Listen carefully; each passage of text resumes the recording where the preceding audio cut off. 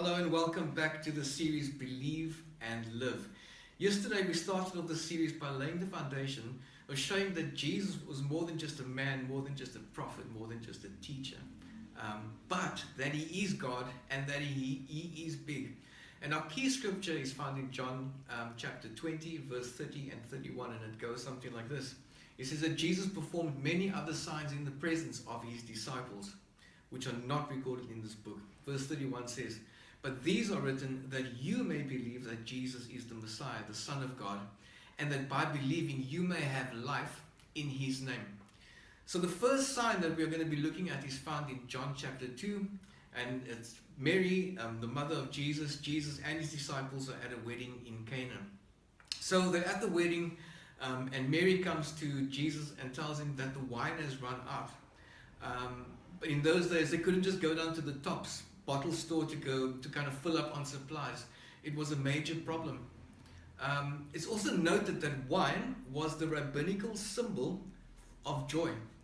So wine equaled joy, and the opposite of that is no wine. You could say that they had no joy.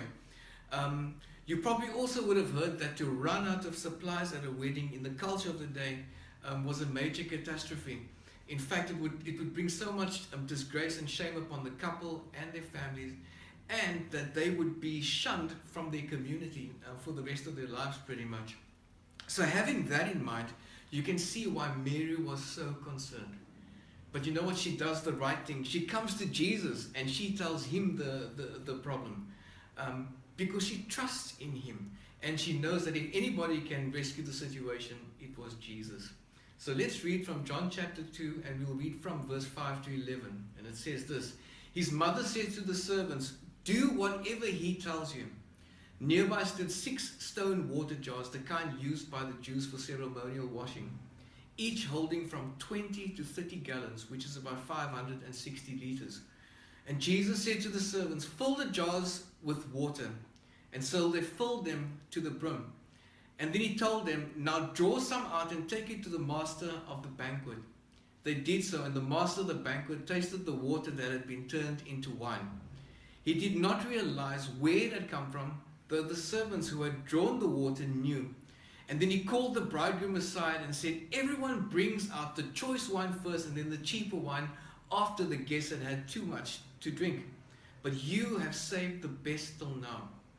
And what Jesus did here in Cana of Galilee was the first of the signs through which he revealed his glory, and his disciples believed in him." That's a very, very important portion of scripture there.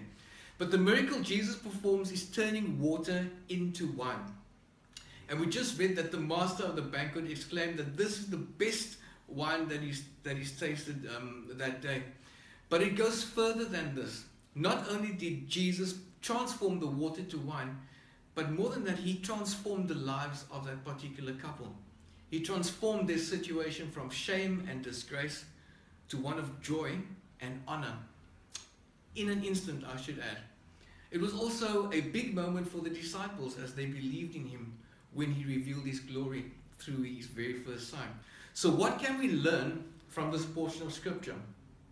We can learn that Jesus is bigger than even our most serious situations. Consider that he didn't even break into a sweat when performing this miracle. I want to tell you that he is in control and nothing is too big for him. His timing is always perfect. Let us wait on him to act and let us not run ahead of him. That's what we can learn from this. We can also learn that as Jesus turned water into mature wine, he too is able to transform our situations instantly. From utmost despair to unspeakable joy. He is able. We can also learn to be like Mary and confide in him, and to take Mary's advice to the servants. Do whatever he tells you to do. 2 things that we can do. We can trust in him and we can obey him. Those are 2 important words there. But let me leave you with this scripture, and it's found in Matthew chapter 19 verse 26, and it says this: "Jesus looked at them and said, 'With man this is impossible, but with God all things are possible.'"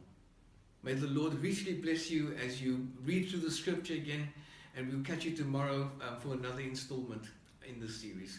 God bless you.